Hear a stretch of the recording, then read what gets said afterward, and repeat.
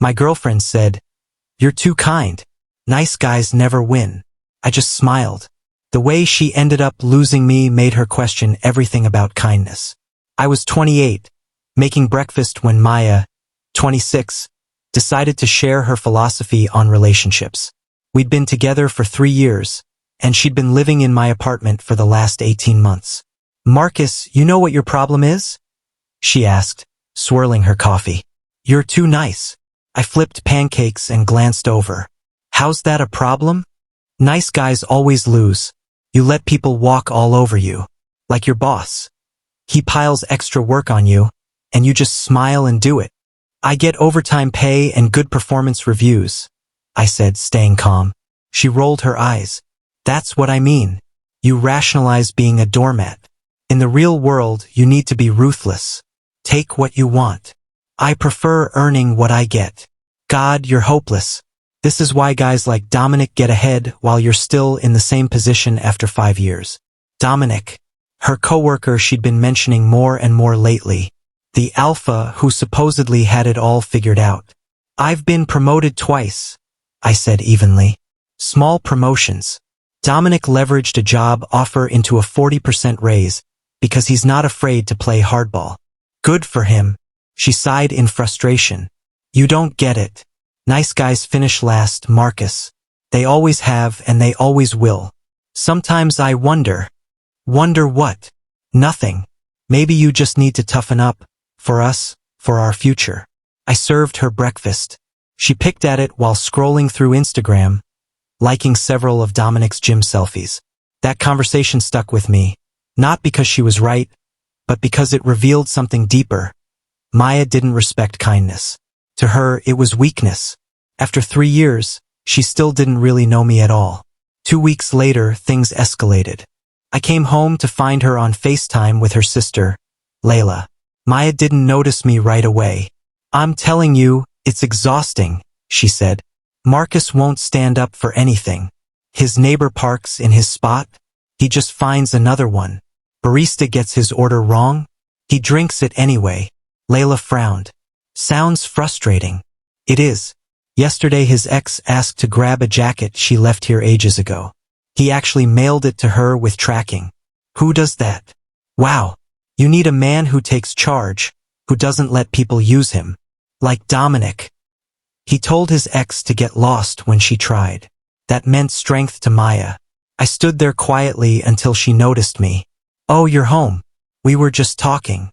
"I heard," I said. Zero shame. "Good. Maybe you'll finally get it. Your niceness is pathetic." I nodded. "See, even now, a real man would be angry, demand respect." "I don't demand respect," I said calmly. "I earn it or I don't. Either way, I know my worth." "Your worth? You're a pushover who'll never get anywhere because you're too soft." "Okay," I replied. "God. This is exactly what I mean." I just smiled and made dinner. Monday, I got a text at work. "Maya, working late tonight. Team dinner with marketing. Me have fun." But later, my lunch delivery guy mentioned traffic near the Rosewood Hotel because of a tech conference. Rosewood Hotel, where Maya's company hosted events. Odd, since her team dinner was supposedly happening elsewhere. I didn't confront her, didn't check up, just made a note. Tuesday, another team dinner. Wednesday, same thing. By Thursday, her team dinners had become an inside joke only I was in on. Friday afternoon, she came home glowing. "Guess what? Dominic might have a position opening in his department. Better pay, better hours. He's been mentoring me all week." "That's nice." "Nice? It's amazing. See, this is what I mean about being strategic. Dominic says I need to be more assertive to get ahead." "What kind of mentoring?" I asked. "Professional development? Networking strategies? You wouldn't understand. It requires a certain edge." That weekend she went shopping. "Big trip?" I asked as she unloaded bags from upscale stores. "I need to look the part for this new position. Dominic says image is everything." "How much?" $1,800. "You spent $1,800 on clothes? It's an investment. Besides, I'll pay you back when I get the promo." You used your credit card? It's maxed. I used yours, the one you gave me for emergencies. This was an emergency. My career is important. God, stop being so cheap. A real man would support his girlfriend's ambitions. I said nothing. See? Not even mad. Pathetic. Dominic bought his ex a car to support her career. How'd that work out? She left him, but that's not the point. I smiled and stayed silent. 2 weeks later, Maya sat me down. Marcus, we need to talk about our living situation. Oh, you're too comfortable, too settled. It's holding us both back. This apartment is nice, rent controlled, great location. Exactly. You won't take risks. Dominic just moved to a luxury high-rise. Floor-to-ceiling windows, rooftop pool. That's ambition. Good for him. I think we should move somewhere that matches where I'm going in life. Yes, unless you're too nice to fight for this relationship. What do you have in mind? She pulled up listings on her phone. This building, 2-bedroom, $4,200 a month. That's triple what I pay now. You can afford it with your savings. My savings? I know you have at least $30,000. I saw your bank statement. When? It was on your desk. The point is, you have money sitting there. Dominic invests in his lifestyle. That's why he attracts success. And you want me to use my savings for a luxury apartment? For our future? Or are you too nice to make a power move? I'll think about it. A real man wouldn't need to think. That afternoon, while she was at yoga, I made my own power moves. First, I canceled the emergency credit card. Reported it stolen. When the bank asked about recent charges, I replied, "Those aren't mine." Second, I called my landlord. "Mr. Johnson, my girlfriend wants to move out. You're leaving." "Just her. I'd like to stay." "You're my best tenant, Marcus. Stay as long as you want. Same rent." That evening, Maya came home furious. "My card got declined at dinner. Do you know how embarrassing that was? The emergency card? Yeah, it was compromised. Lots of weird charges. The bank's investigating." Compromised? Those were my charges. $200 dinners are emergencies? It was a networking dinner with Dominic and the team. Just you and Dominic, according to the receipt. Table for two. You've been spying on me. No. Just paying attention. Something a pushover might do. This is financial abuse. You can't just cut me off. Sure I can. She stomped off, slamming the bedroom door. Texted an hour later. Staying at Layla's tonight. You've shown your true colors. Me, okay. While she was gone, I boxed up her things neatly. By day 3, the texts turned desperate. Maya, we need to talk like adults. Can I come by tonight? Me, sure. 7 p.m. She showed up at 6:30. Power move probably. But I was ready. When she saw her belongings boxed up by the door, she froze. What is this? Your stuff. Figured you'd need it at your new place. My new place? I'm not moving out. I'm just giving you space to realize your mistakes. No mistakes here. You wanted a luxury apartment and a man like Dominic. I'm setting you free to find both. You can't just kick me out. You're not on the lease. You've been staying as my guest. That arrangement ends today. Tears, then anger, then bargaining. I'll pay back the charges. With what? Your maxed out cards. Dominic said. To his wife, how's that working out? She switched tactics. Fine. You want me gone.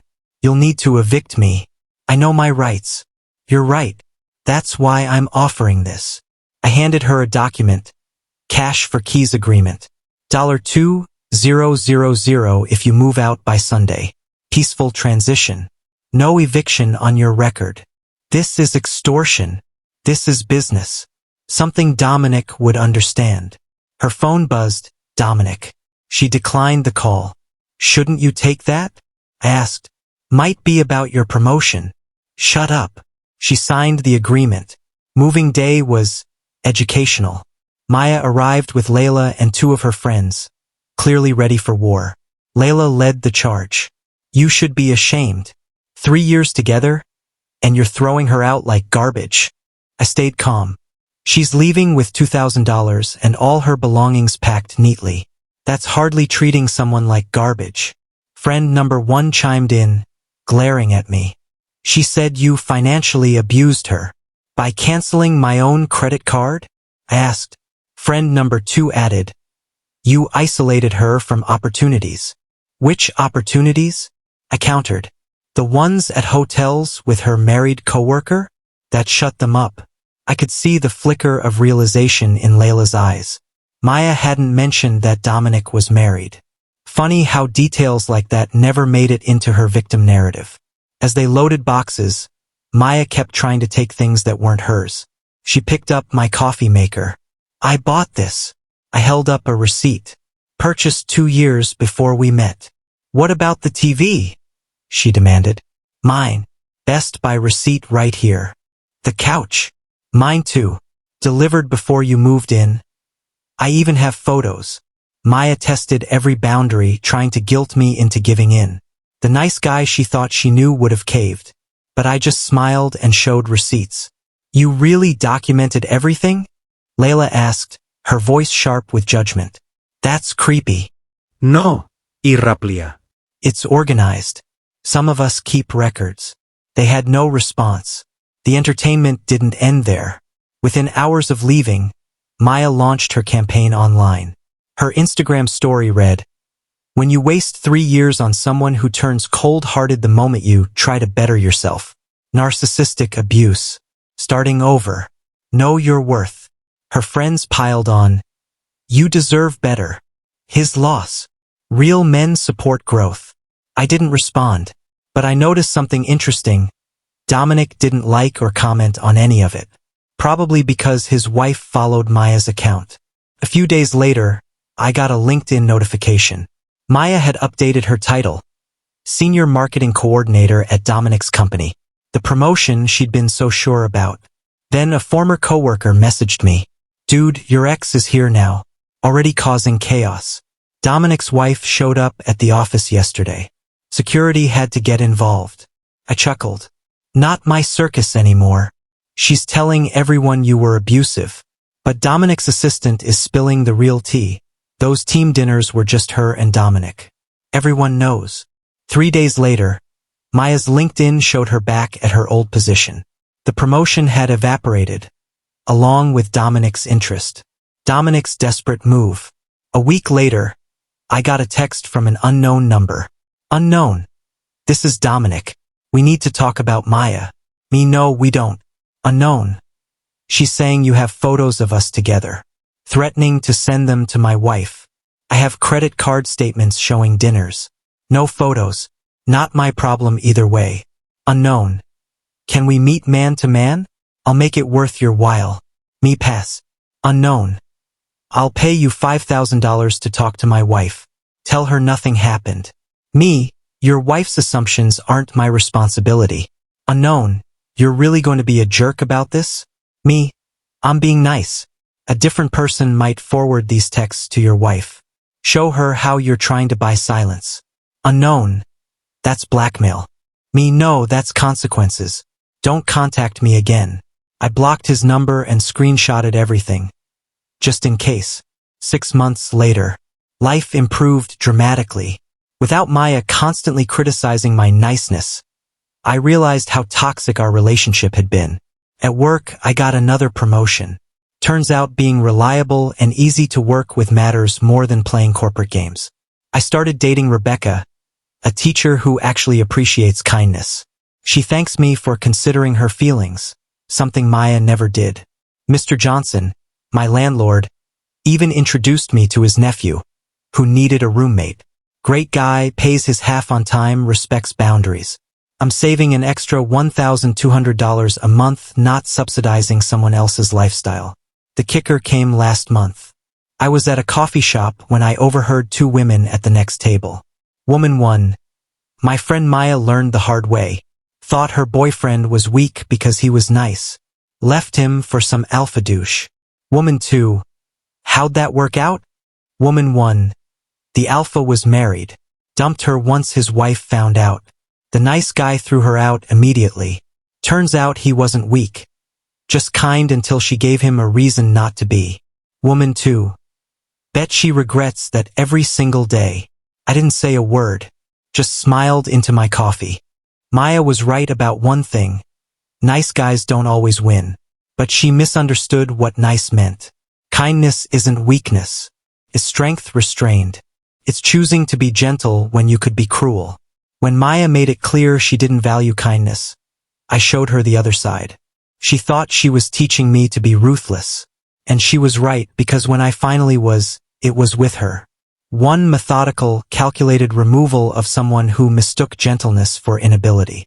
Now, Maya gets to live with the knowledge that the pushover she disrespected had the power to end everything at any time. He just chose not to, until she proved she didn't deserve his kindness anymore. She wanted a man who takes charge. I took charge of my life by removing her from it. Being nice doesn't mean being a doormat. It means having the strength to choose kindness, and the wisdom to know when it's time to stop.